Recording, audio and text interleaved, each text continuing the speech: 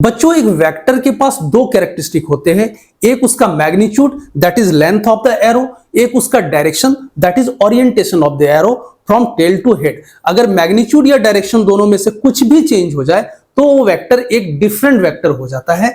Now jump to the question. बच्चों this is suppose x axis, this is y axis. एक vector represent करना है a equals to 3i plus 4j, that is x axis में 3 unit, Y axis में 4 unit, इधर कहीं point बनेगा बच्चों। This vector can be 3i plus 4j। Now question कहता है we have to write 4 vectors b such that a should not be equal to b but a should be equal to b। That is vector equal ना हो, A और B different vectors हो but उनका magnitude same होना चाहिए। That is length of the arrow same हो बच्चों और डायरेक्शन कुछ भी हो।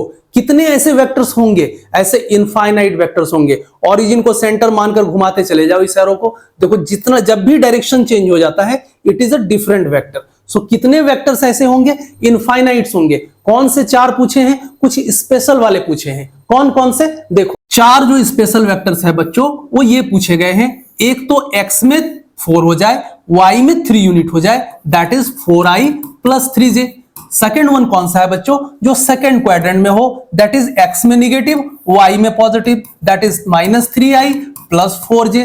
तीसरा कौन सा पूछा है बच्चों? जो थर्ड क्वाड्रेंट में हो, that is x negative, y भी negative, that is minus 3i minus 4j।